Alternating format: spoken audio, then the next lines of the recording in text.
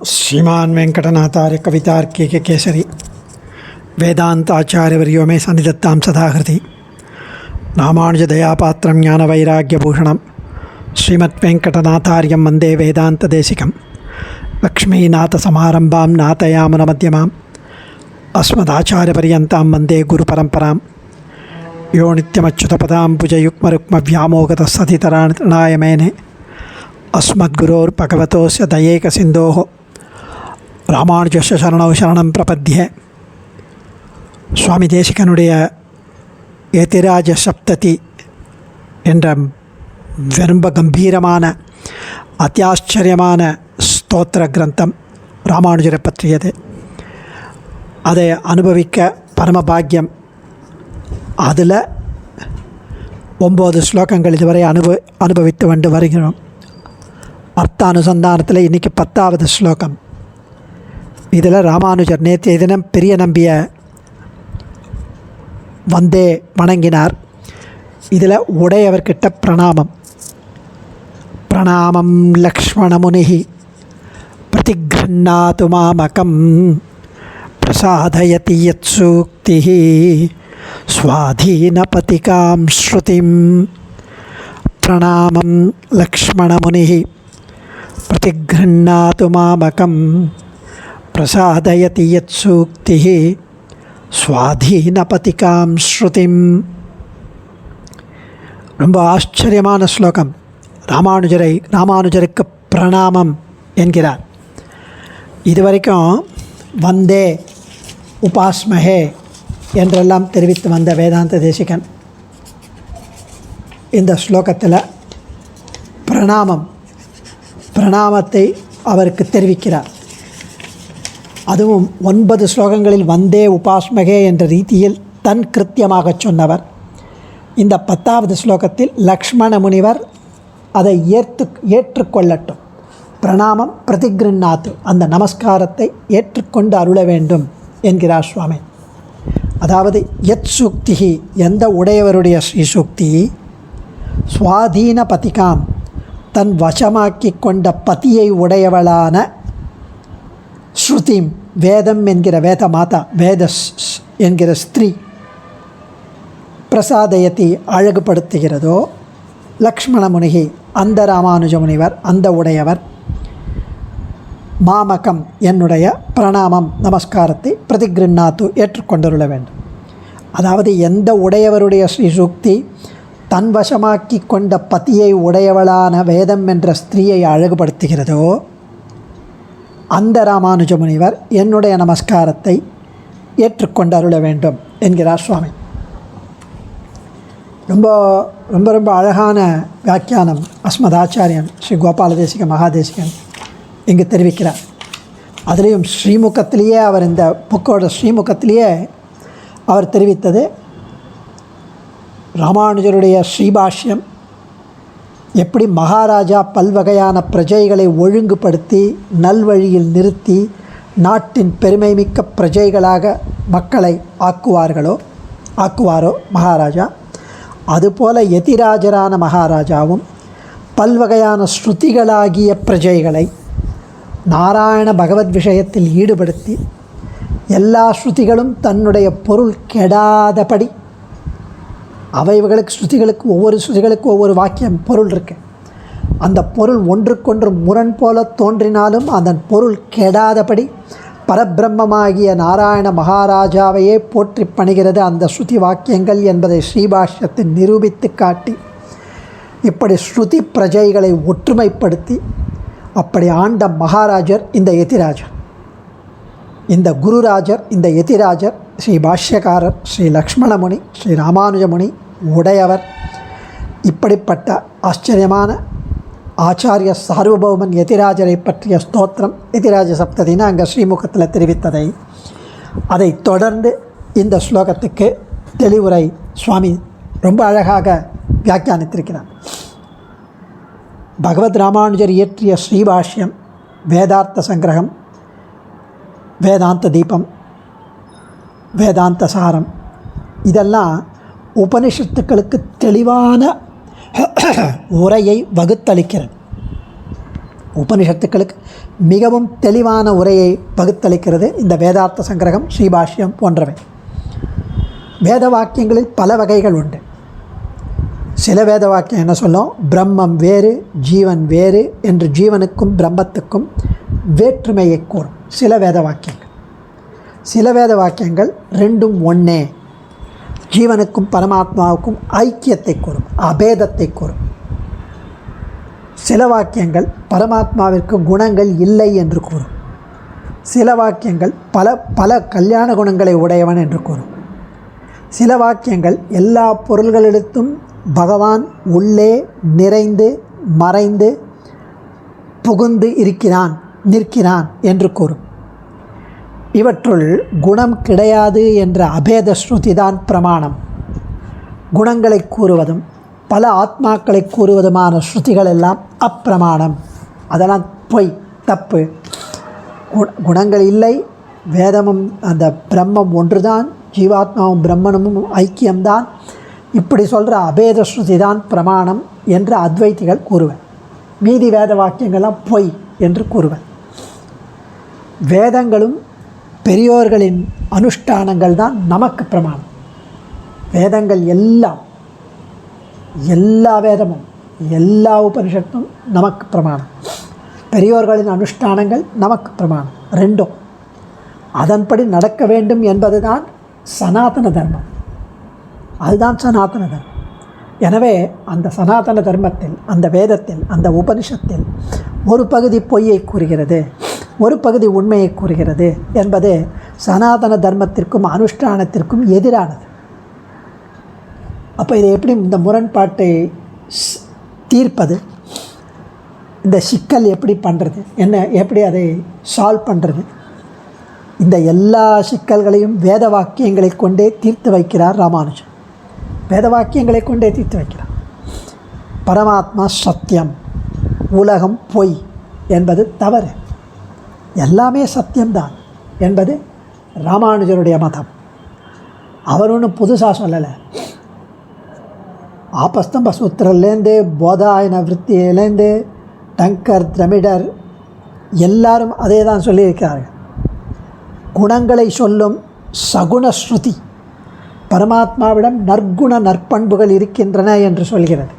சகுண குணங்கள் இருக்கிறது அப்படின்னா பெருமாளுக்கு நற்குணங்கள் இருக்கிறதுன்னு அர்த்தம்.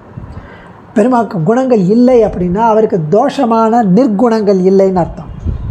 காமம், குரோதம், லோபம், மோகம் அதெல்லாம் கிடையாதுன்னு அர்த்தம். பரமாத்மாவிடம் கெட்ட தீய குணங்கள் இல்லை என்ற அர்த்தம் நிர்குண ஸ்ருதிகள். அபேத ஸ்ருதிகள் அப்படின்னா பேதமே இல்லாதவை, அதாவது பரமாத்மா எல்லா பொருள்களிலும் மறைந்து நின்று அனைத்தையும் தன்னகத்தே கொண்டு அனைத்தையும் சரீரமாக உடலாக கொண்டிருக்கும் ஆத்மா ஒருவனே என்று கூறும் அபேத ஸ்ருதிகள். அதுக்கு சுவாமி ஆச்சாரியன் ஒரு எக்ஸாம்பிள் கொடுக்குறார். ராமன் என்பவன் ஒரு பட்டாடை உடுத்தி கழுத்திலே தங்கச்சங்கிலி அணிந்து தன்னுடைய குழந்தையை கையிலே பிடித்து தாங்கிக் கொண்டு தூக்கி கொண்டு ஒரு கையிலே குடையை பிடித்து கொண்டு ஒருவனாக தனியாக வருகிறான் ராமன் ஒருத்தன்.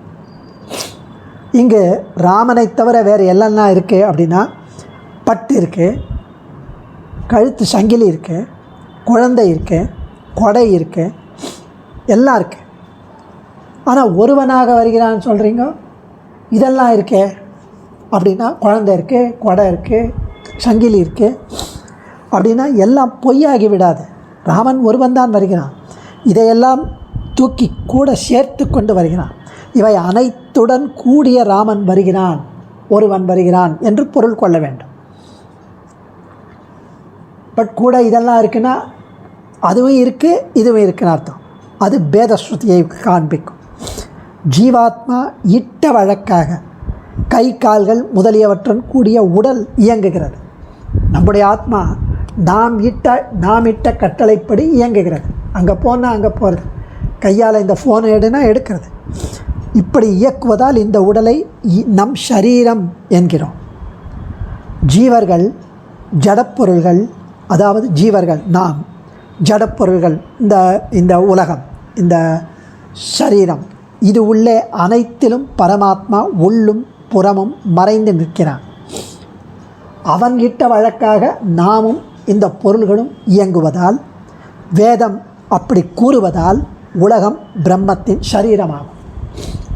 வேதம் கூறுகிறது ஜீவாத்மா உள்ளே அவன் மறைந்து நிற்கிறான், ஜீவாத்மாவின் புறமும் அவன் மறைந்து நிற்கிறான்.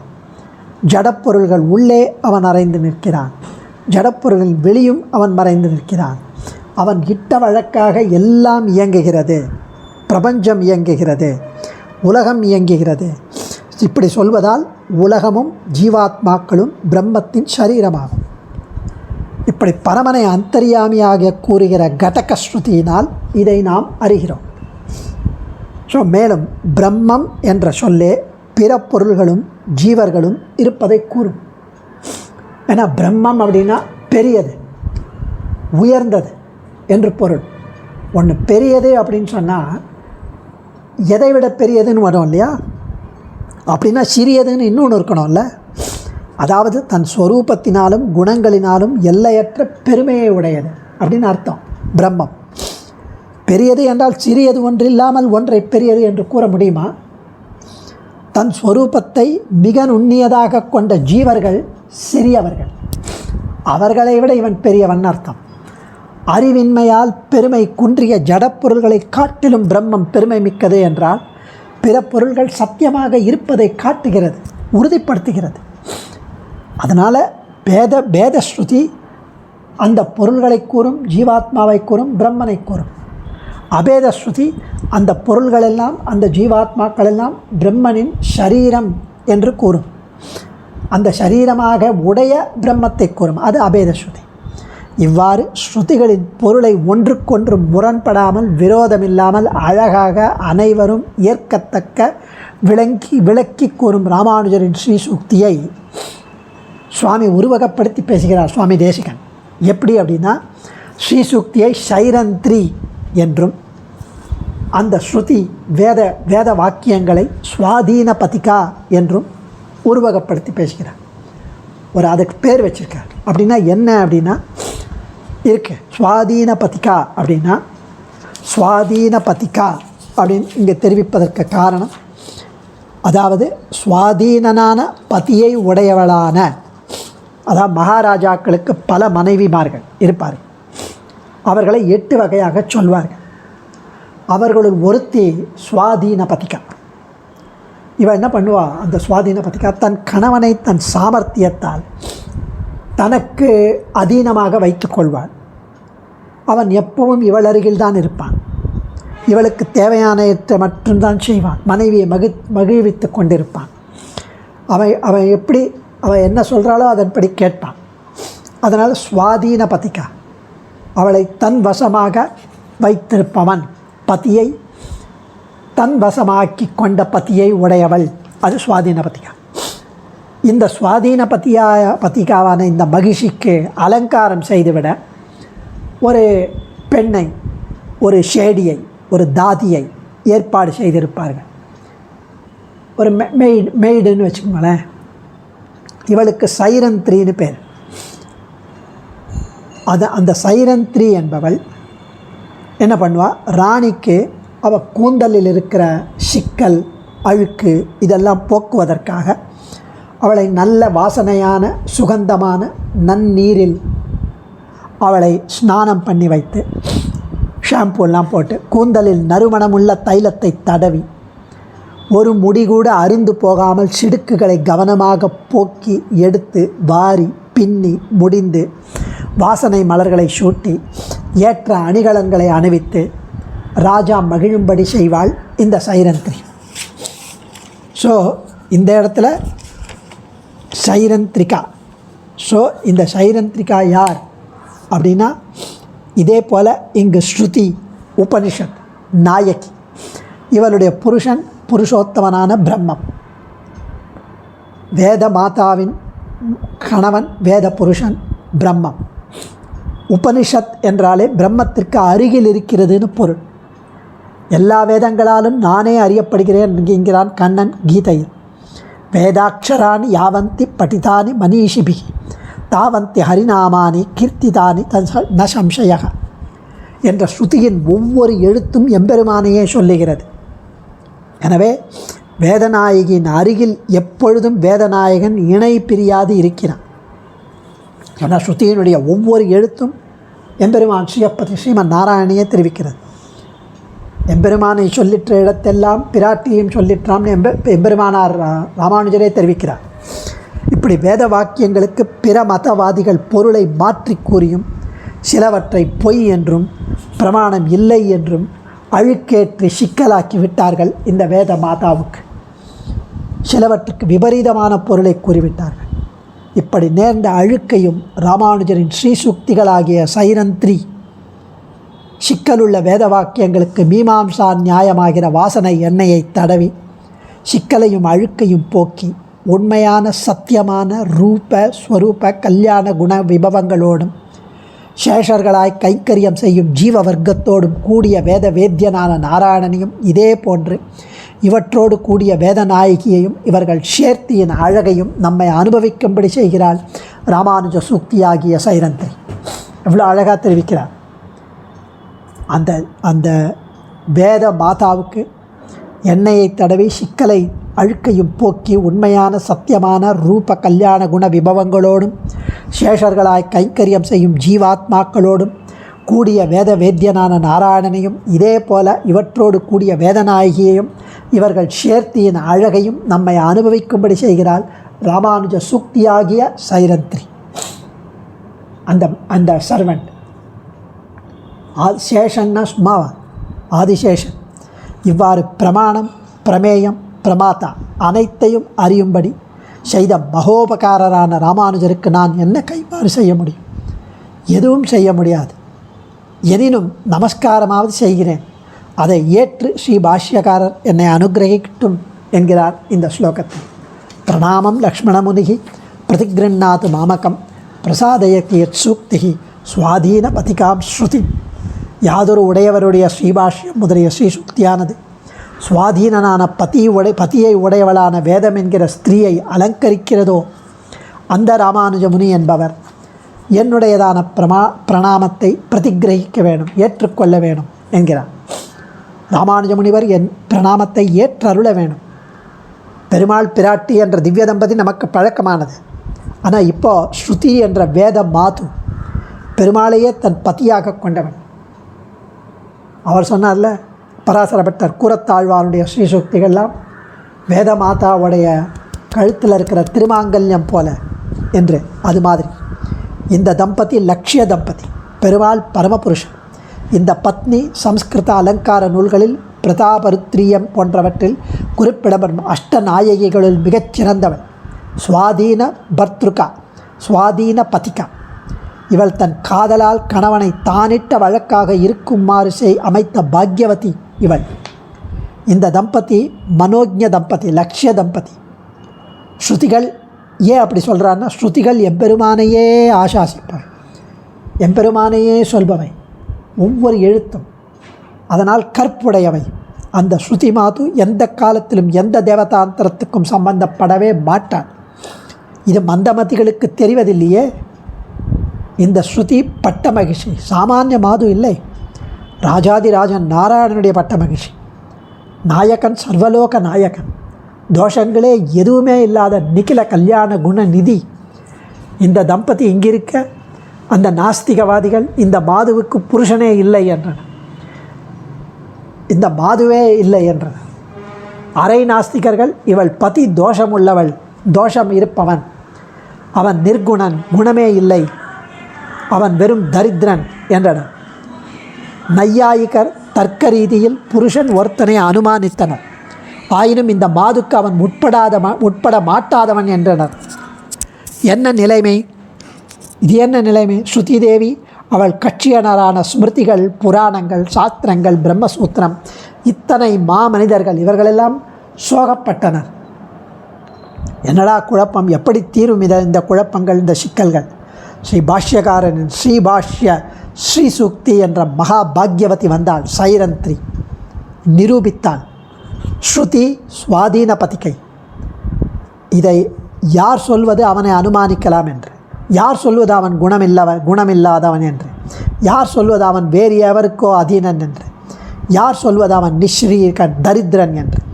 அவன் ஸ்ருதி பத்னிக்கு அதீனனான இசைந்த நாதன் என்று ஸ்ரீ பாஷ்யகார ஸ்ரீசூக்தி ஒரு லாயர் போல சாதுரியமாக நிரூபித்தாள். சுடர்மிகு சுருதியுள் நின்ற சுரன் நாராயணன் என்ற உண்மையை தேறி மகிழ்ந்தது.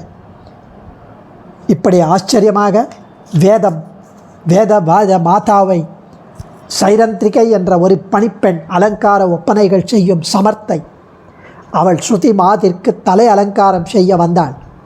இப்போது ராஜமகிஷியின் தலைக்கேசங்கள், வேதாந்தங்கள், உபனிஷதங்கள், வேத பாகங்கள் கண்ணா பின்னான சிடுக்குகளில் தக்கியிருந்த நிலை.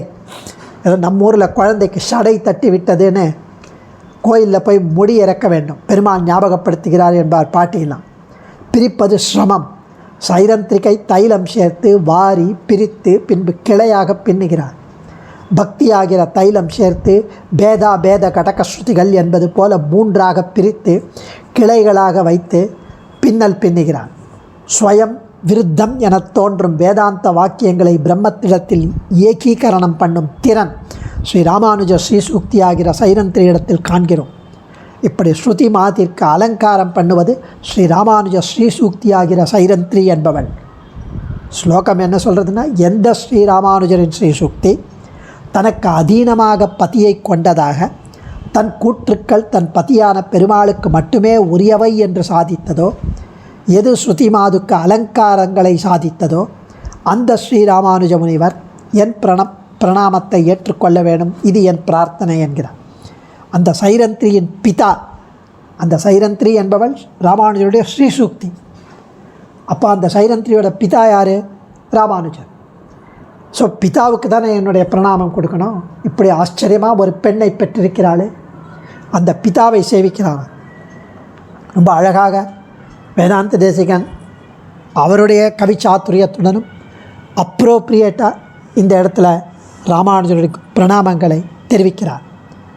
With a grand beginning Ramanujar ஸ்ரீசூக்தி யதிராஜ சப்ததியில் ராமானுஜரை வந்தனம் செய்து புகுகிறார். அடியேன் தன்யோஸ்மி. கவிதார்க்கிக சிம்ஹாய கல்யாண குணசாலின ஸ்ரீமதே வெங்கடேசாய வேதாந்த குரவே நமः.